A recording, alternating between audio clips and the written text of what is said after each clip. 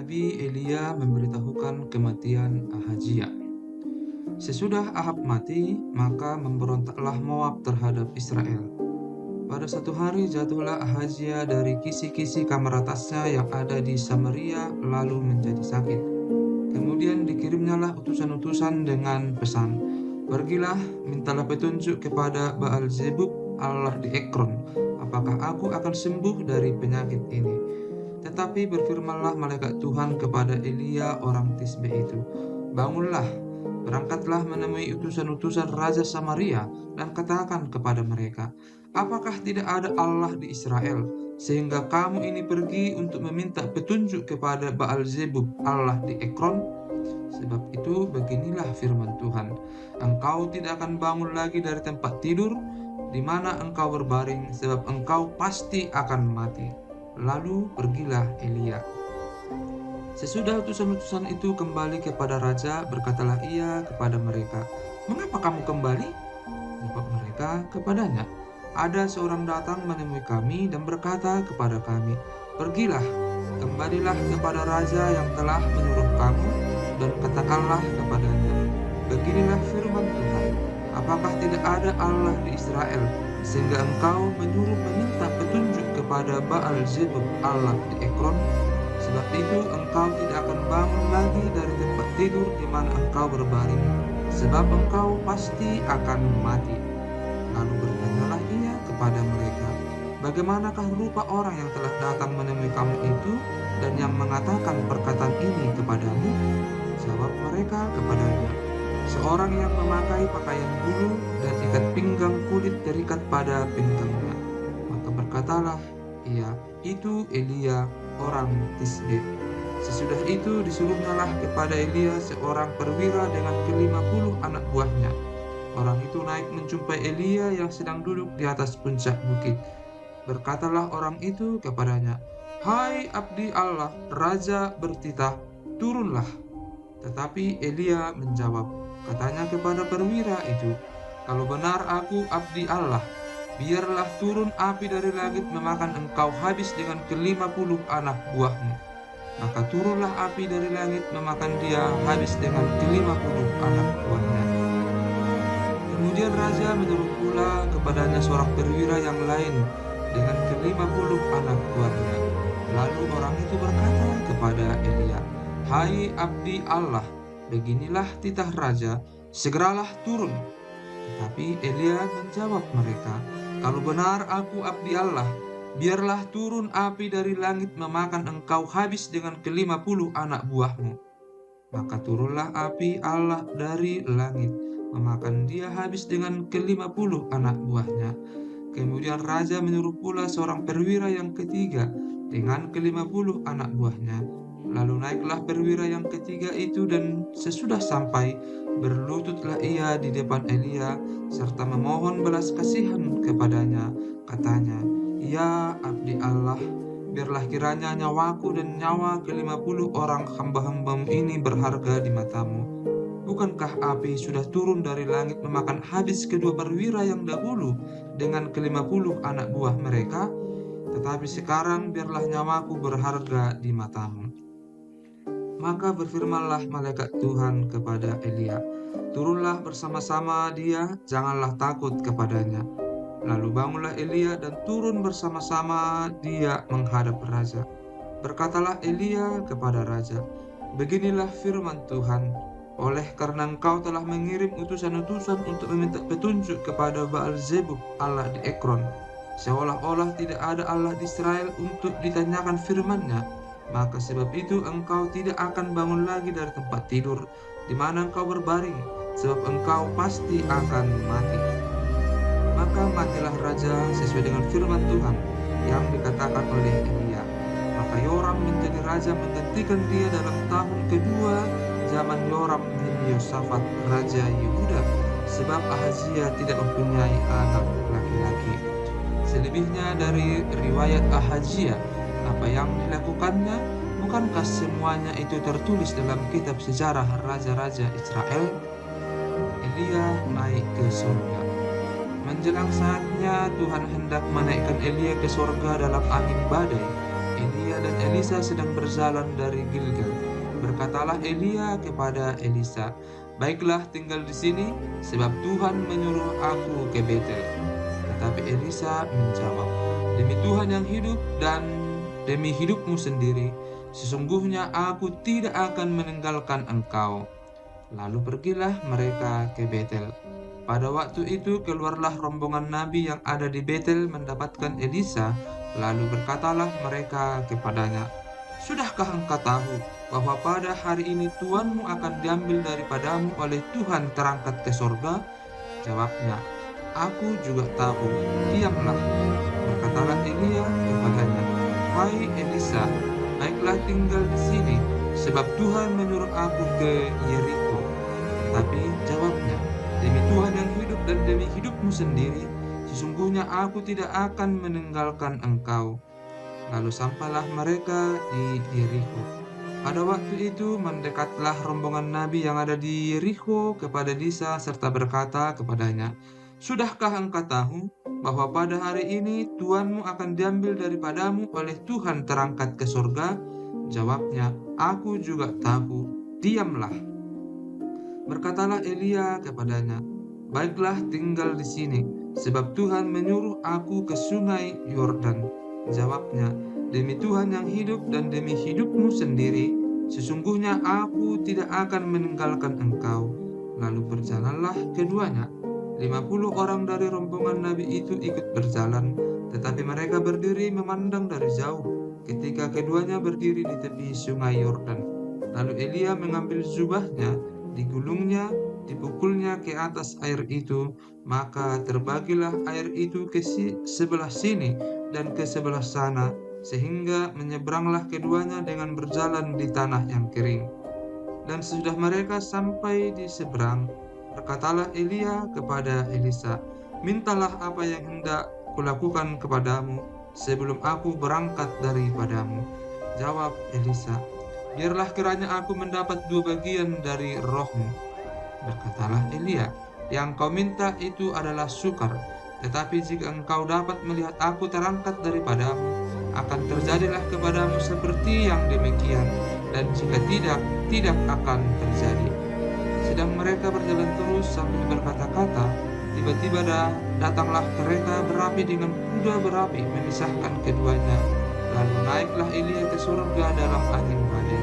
Ketika Elisa melihat itu, maka berteriaklah ia, "Bapakku, Bapakku, kereta Israel dan orang-orangnya yang berkuda." Kemudian tidak dilihatnya lagi. Lalu direnggutnya pakaiannya dan dikoyakkannya menjadi 2 koyakan. Sesudah itu dipungutnya jubah Elia yang telah terjatuh. Lalu ia berjalan hendak pulang dan berdiri di tepi sungai Yordan. Ia mengambil jubah Elia yang telah terjatuh itu, dipukulkannya ke atas air itu sambil berseru, "Di manakah Tuhan, Allah Elia?" Ia memukul air itu, lalu terbagi ke sebelah sini dan ke sebelah sana, maka menyeberanglah Elisa. Ketika rombongan nabi yang dari Yeriko itu melihat dia dari jauh, mereka berkata, "Roh Elia telah hinggap pada Elisa." Mereka datang menemui dia, lalu sujudlah mereka kepadanya sampai ke tanah. Mereka berkata, "Coba lihat, di antara hamba-hambamu ini ada 50 orang laki-laki, orang-orang tangkas. Biarlah mereka itu pergi mencari tuanmu. Jangan-jangan ia diangkat oleh roh Tuhan dan dilemparkannya ke atas salah satu gunung atau ke dalam salah satu lembah." Elisa menjawab, "Janganlah suruh pergi." Tetapi ketika mereka mendesak-desak dia sampai memalukan, maka berkatalah ia, "Suruhlah pergi." Mereka menyuruh 50 orang. Orang-orang ini mencari 3 hari lamanya, tetapi tidak bertemu dengan Elia. Ketika mereka kembali kepada Elisa yang masih tinggal di kota Yeriko, berkatalah ia kepada mereka, "Bukankah telah kukatakan kepadamu, jangan pergi?" Elisa menyehatkan air di Yeriko. Berkatalah penduduk kota itu kepada Elisa, "Cobalah lihat, letaknya kota ini baik seperti tuanku lihat, tetapi airnya tidak baik dan di negeri ini sering ada keguguran bayi." Jawabnya, "Ambillah sebuah pinggan baru bagiku dan taruhlah garam ke dalamnya. Maka mereka membawa pinggan itu kepadanya. Kemudian pergilah ia ke mata air mereka dan melemparkan garam itu ke dalamnya serta berkata, "Beginilah firman Tuhan, telah kusehatkan air ini, maka tidak akan terjadi lagi olehnya kematian atau keguguran bayi." Demikianlah air itu menjadi sehat sampai hari ini, sesuai dengan firman yang telah disampaikan Elisa. Anak-anak Betel mencemoohkan Elisa. Elisa pergi dari sana ke Betel, dan sedang ia mendaki, maka keluarlah anak-anak dari kota itu, lalu mencemoohkan dia serta berseru kepadanya, "Naiklah botak, naiklah botak!" Lalu berpalinglah ia ke belakang, dan ketika ia melihat mereka, dikutuknyalah mereka demi nama Tuhan. Maka keluarlah 2 ekor beruang dari hutan, lalu mencabik-cabik dari mereka 42 orang anak. Dari sana pergilah ia ke Gunung Karmel, dan dari sana pula kembalilah ia ke Samaria. Yoram berperang melawan Moab. Yoram anak Ahab menjadi raja di Samaria atas Israel dalam tahun ke-18 zaman Yosafat, raja Yehuda, dan ia memerintah 12 tahun lamanya. Ia melakukan apa yang jahat di mata Tuhan, tetapi bukan seperti ayahnya dan seperti ibunya. Ia menjauhkan tugu berhala Baal yang didirikan ayahnya. Namun demikian, ia masih berpaut kepada dosa Yerobeam bin Nebat yang mengakibatkan orang Israel berdosa pula. Ia tidak menjauhinya. Mesa, raja Moab, adalah seorang peternak domba. Sebagai upeti, ia membayar kepada raja Israel 100.000 anak domba dan bulu dari 100.000 domba jantan. Tetapi segera sesudah Ahab mati, memberontaklah raja Moab terhadap raja Israel. Keluarlah raja Yoram pada waktu itu dari Samaria, lalu ia memeriksa barisan seluruh orang Israel. Selanjutnya ia menyuruh orang kepada Yosafat, raja Yehuda, dengan pesan, "Raja Moab telah memberontak terhadap aku. Maukah engkau bersama-sama aku berperang melawan Moab?" Jawabnya, "Aku akan maju, kita sama-sama, aku dan engkau, rakyatku dan rakyatmu, kudaku dan kudamu." Lagi ia bertanya, "Melalui jalan manakah kita akan maju?" Jawabnya, "Melalui padang gurun Edom." Maka berjalanlah Raja Israel, dan Raja Yehuda, dan Raja Edom. Tetapi sesudah mereka berkeliling 7 hari perjalanan jauhnya, maka tidak terdapat air untuk tentara dan untuk hewan yang mengikuti mereka. Lalu berkatalah Raja Israel, "Wahai, Tuhan telah memanggil ketiga raja ini untuk menyerahkan mereka ke dalam tangan Moab." Tetapi bertanyalah Yosafat, "Tidak adakah di sini seorang nabi Tuhan, supaya dengan perantaranya kita meminta petunjuk Tuhan?" Lalu salah seorang pegawai Raja Israel menjawab, katanya, "Di sini ada Elisa bin Shafat yang dahulu melayani Elia." Berkatalah Yosafat, "Memang padanya ada firman Tuhan." Sesudah itu pergilah Raja Israel dan Yosafat dan Raja Edom kepada Elisa. Tetapi berkatalah Elisa kepada Raja Israel, "Apakah urusanku dengan engkau? Pergilah kepada para nabi ayahmu dan kepada para nabi ibumu." Jawab Raja Israel kepadanya, "Jangan begitu, sebab Tuhan memanggil ketiga raja ini untuk menyerahkan mereka ke dalam tangan orang Moab." Berkatalah Elisa, "Demi Tuhan semesta alam yang hidup, yang di hadapannya aku menjadi pelayan, jika tidak karena Yosafat Raja Yehuda, maka sesungguhnya aku ini tidak akan memandang dan melihat kepadamu. Maka sekarang sebutlah bagiku seorang pemetik kecapi." Pada waktu pemetik kecapi itu bermain kecapi, maka berkuasalah Tuhan meliputi dia. Kemudian berkatalah ia, "Beginilah firman Tuhan, biarlah di lembah ini dibuat parit-parit, sebab beginilah firman Tuhan, kamu tidak akan mendapat angin dan hujan, namun lembah ini akan penuh dengan air, sehingga kamu serta ternak sembelihan dan hewan pengangkut dapat minum. Dan itu pun adalah perkara ringan di mata Tuhan. Juga orang Moab akan diserahkannya ke dalam tanganmu. Kamu akan memusnahkan segala kota yang berkubu dan segala kota pilihan. Kamu akan menumbangkan segala pohon yang baik.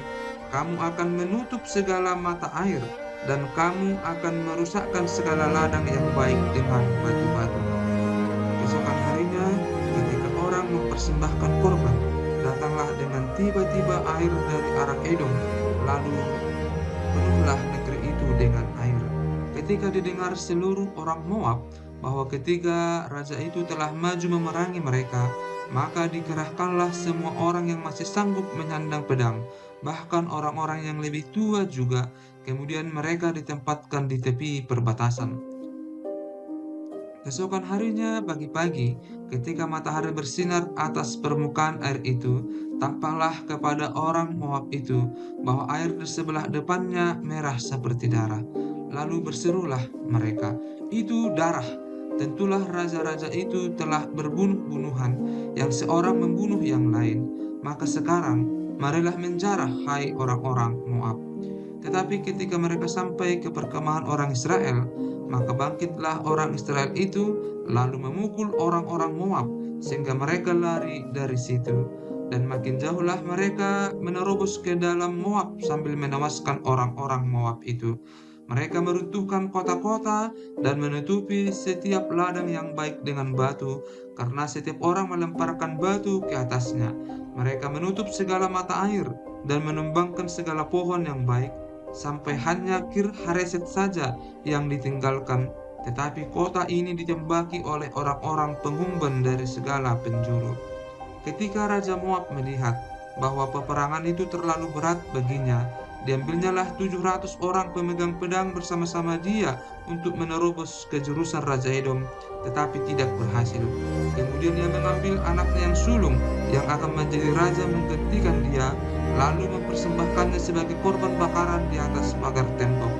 Tetapi kegusaran besar menimpa orang Israel, sehingga mereka berangkat meninggalkan dia dan pulang ke negeri mereka.